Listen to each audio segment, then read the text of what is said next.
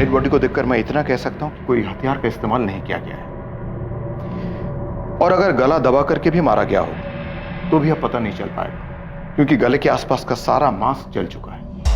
तो आप कंफर्म कर रहे हैं कि ये सुसाइड है? नहीं, कंफर्म नहीं कर रहा हूं, लेकिन डेड बॉडी को देखकर लगता है कि यह सुसाइड है। मेरी बेटी को मारा गया है, मेघा आत्महत्या नहीं कर सकती। उसके सास ससुर और वो जेठ, उसका भूपेन, उन्होंने उसे मार डाला और अब मिलकर ये सब नाटक रचा रहे हैं। गायत्री जी, हम रिपोर्ट लिख रहे हैं और सबसे सवाल किए जाएंगे। क्या मेघा के ससुराल वाले उसे दहेज के लिए परेशान करते थे? मेरी बच्ची भीतर ही भीतर सारे दुख दर्द दबा कर बैठी थी, कुछ बोल ही नहीं थी, पर उसकी खामोशी में महसूस कर पाई और समझ गई थी कि उसे उसके ससुराल वाले परेशान कर रहे थे। दहेज वहेज की कोई बात नहीं है साहब। मेघा से कभी हमने एक ढेला तक नहीं मांगा। उससे ब्याह करके आई, हमने कभी भी कुछ भी नहीं मांगा। पता नहीं ये दहेज की बात कहां से आई। आप लोगों ने कुछ नहीं किया तो ऐसे ही बिना वजह आपकी बहू घनी रात में अपना बच्चा छोड़कर घर से मिट्टी का तेल लेकर निकल गई, खुद को जला। साहब, हमने उससे कभी कुछ नहीं मांगा। अब उसने ऐसा क्यों किया हमें नहीं पता।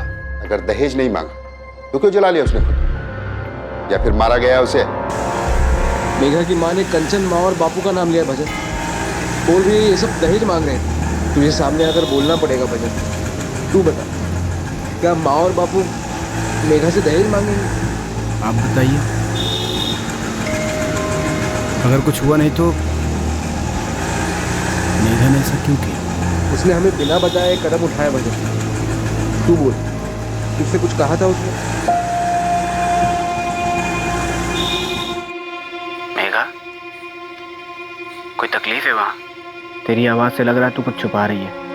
कोई परेशानी नहीं है, सब ठीक है। बस हमें जल्दी वहां पे बुला लो।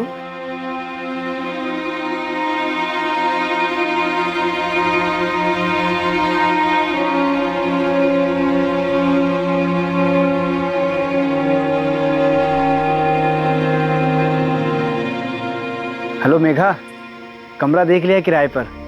अगले महीने में ले रहा हूँ। 2 हफ्ते में गांव आ रहा हूँ तुझे और जगत को लेने। ए मेघा, अब तो खुश है ना? अब यहीं पे रहेंगे साथ में दिल्ली में, और जगत के लिए अच्छा स्कूल भी देख लिया है। मेघा, कुछ बोलना। हाँ। मेघा, क्या हुआ? हफ्ते भर से देख रहा हूँ तेरी आवाज कुछ अजीब सी लग रही है मुझे। कुछ हुआ है क्या? कुछ नहीं हुआ है, सब ठीक है।